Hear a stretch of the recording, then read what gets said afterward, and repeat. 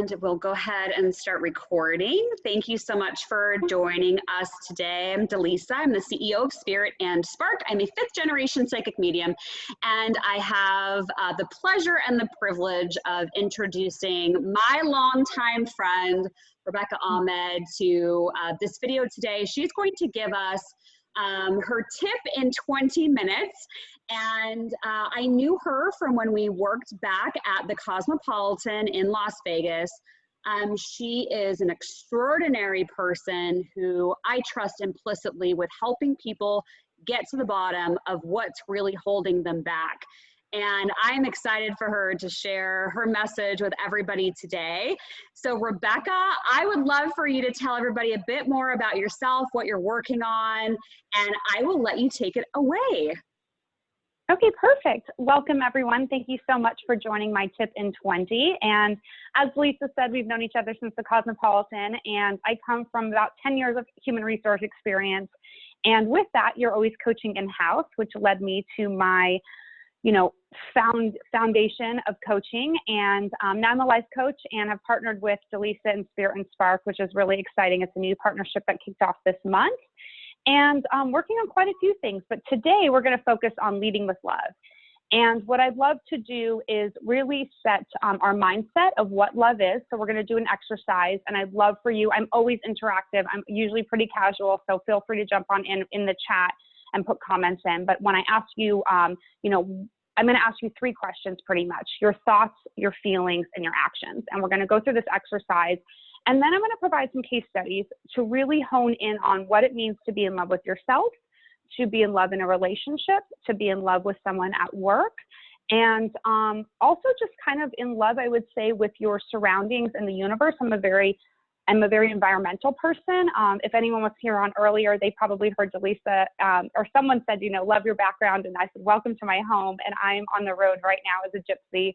And I love my home, and my home right now is the road. So it's, how do you make your environments work for you? So we'll go over a couple different areas, and then I'll probably leave around 5 to 6 minutes for questions at the end. All right, so before we jump into leading with love in this tip, what I'd love for everyone to do is just kind of ground yourself. So wherever you're sitting, standing, just take, a moment to kind of like get comfortable. And I'd like you to close your eyes and think about love for a second. And I'd like you to just take a deep breath in and slowly breathe it on out. And I'd like you to really hone in on what thoughts immediately come up when you think of love. And I'd love for you to type it in the chat in a minute, but really just be here with your thoughts. What thoughts come up when you say the word love, when you think of love? And I'm going to open my eyes because I'm a firm believer in energy, and we'll talk a lot about energy, but I want to see everyone's faces who are comfortable with this. So what thoughts are coming to mind about when you think about love? For me, I think about laughter. I think about warmth. I think about honesty. I think about trust. I think about fear. I think about hugs. I think about cuddling. I think about making love. I think about empathy. Yeah, we have feeling safe, appreciation, honor, vulnerability. Yes, absolutely. And when you think about these words, what feelings come to mind? What does it feel like to be in love? What is that tummy feeling, that rumbling, that energy, that level 5 curiosity that comes up? Acceptance, connection. What are feelings? You have a partner. You have someone else who will be your ride or die. Wholeness, connection, happiness. I love that. Pleasure, bubbly, awesome. And then when you think about actions, what actions come to mind with love? And this really hones in on your values, because one of my values is walk the talk. And so it's something that I know I have to find in someone I love, whether it's a partner, workplace, or relationship, family, any of that. Playful, childlike. Other actions. I think of travel. I think of jumping up and down. I think of dancing, caring, okay. Bubble baths, follow through, protection. Absolutely. So when you think of these words, when we talk about leading with love today, I really want you to be in this mindset of what does it mean to you to be in love? Listening, being of service, compassion, absolutely. And we've got a lot of the love language terms coming up. Loyalty, awesome. So this is why it's so important when you have something coming up in your life to lead with all of these words that you just put in there, all of these thoughts, all of these feelings, and all of these actions.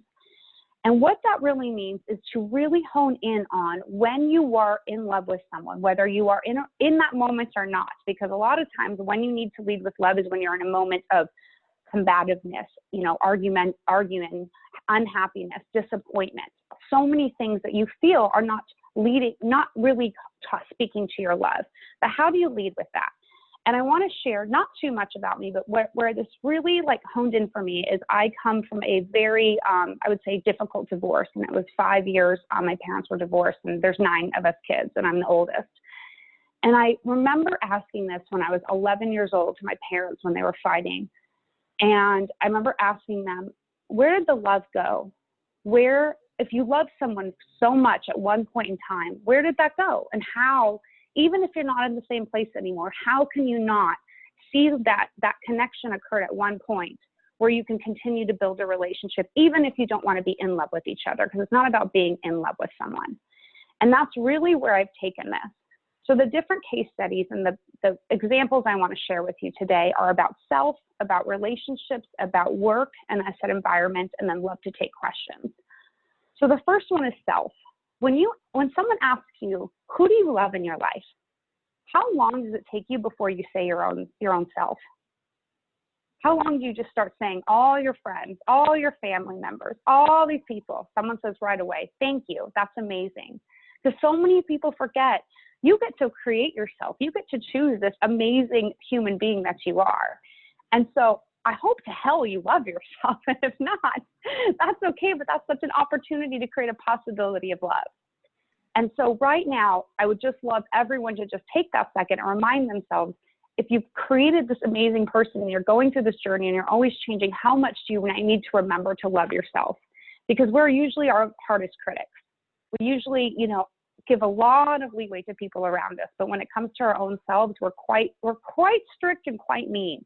And that comes to body image, that comes to how successful you're being at work, that comes to how well you communicate, that comes to even, if you're slacking off at a workout, whatever that might be, you're going to be harder on yourself. So really, really see where are you not loving yourself, and how can you lead with love to really ensure that you're being kind to yourself.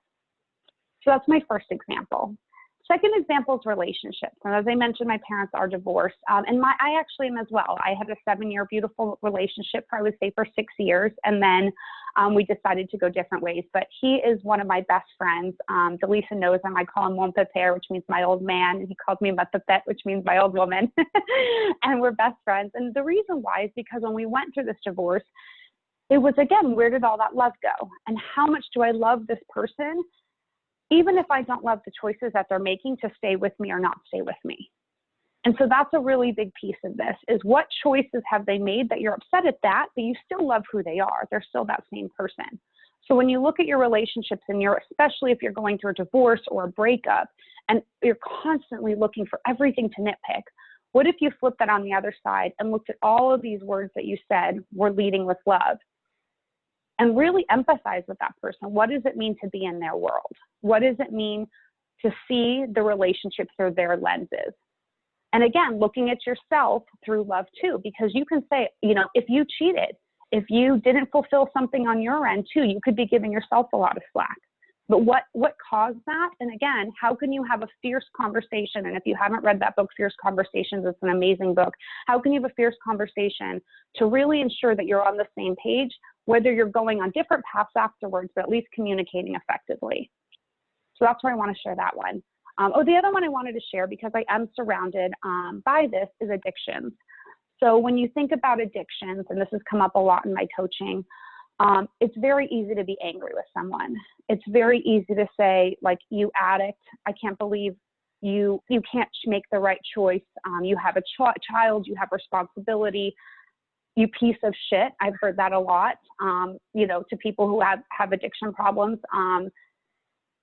And if you flip that around and think about all the amazing things that you love about that person, but the actions that they're choosing are just not aligning with who you are, you can still love them, but not love their actions. You can still lead with love and treat them kindly and caringly and say, I don't understand what you're going through, but I love you and I'm here for you. And I wish you would make decisions that would support your future. And that's a very, very clear example. And it's a very strong one, especially if you're surrounded by people who are going through more challenging things that they're not as strong enough to hold. So I want to share that one as well. And then I wanted to share work relationships. So I believe everyone's had a struggled work relationship at one point or another, whether it's your team member, whether it's your leader. And we have a tendency to think when you go into work, these people aren't humans, right? They're like, that's my boss, that's my superior, that's my teammate. And you forget that they have a life. And I consistently hear, especially with women, people have a tendency at work to be like, oh, she's such a bitch today. And not realizing what's coming up for this person when they come to work, what's at home, what's coming up in their personal relationships. And I understand business is business and it can't get in the way long-term, but remembering who is this human and where are they maybe struggling and how can you lead with love just to support them in any way, shape, or form? And also, where are they coming from? I specifically remember a team member that was on my team at Pinnacle Entertainment, actually. And from day one, it was a challenge. They believed that they should have my role. I'm coming into a new organization, not even knowing that this entire event occurred where they wanted my role. And it was about sitting down and having that conversation and saying, I see your expertise. I have appreciation and love for everything that you can do to support this organization and the team. And how do we build this together? Rather than being combative, rather than saying, you don't have the education I have, you don't have the experience I have, just immediately going to like a -2 energy of degrading. It's leading with love and seeing it through their eyes. So at the end of the day, when I talk about leading with love in this tip in 20, it's about seeing someone else's life through their eyes and understanding where are all these emotions coming to play and where can you focus in on that and have a conversation through the heart. And believe you me, I'm a big head thinker before the heart. I immediately go here before here.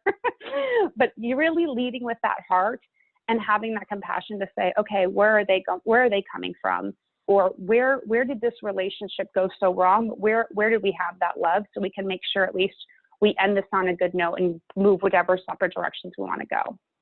So that's my tip on 15. And you get 6 minutes to ask questions so we can make sure we stick within the 20-minute range. So please ask away. I'm happy to answer.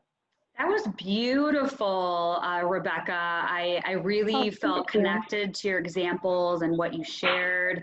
And while we await some questions, can you tell people that are watching this video a little bit about any projects you might be working on or where they can follow you on social media?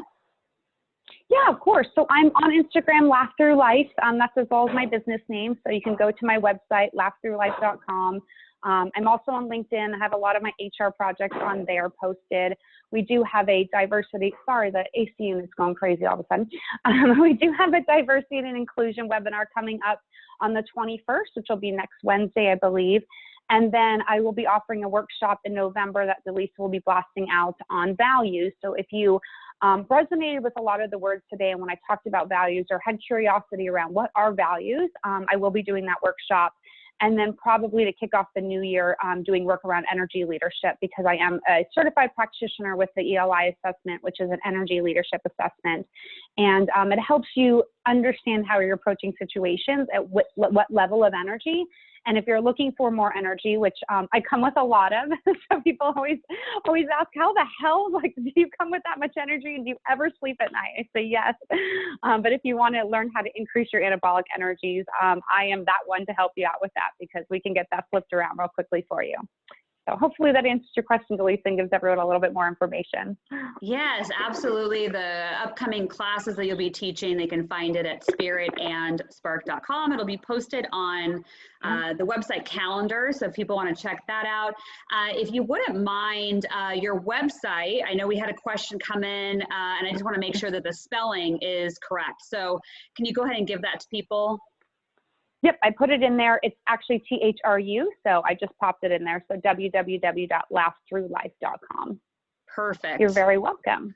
Yeah, and then writing a ton of op-eds. So if you check out the website in the blog section, I post all my op-eds.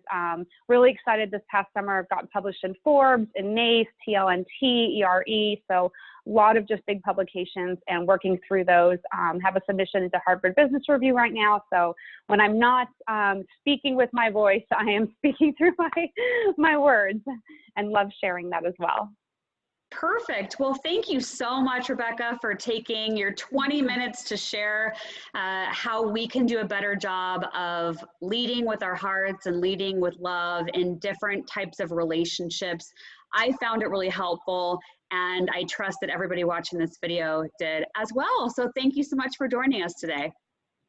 Perfect. Thank you so much. And if anyone has any questions, you have my contact info. So have a great one. Thank you. Take care. You too. Thanks. Bye.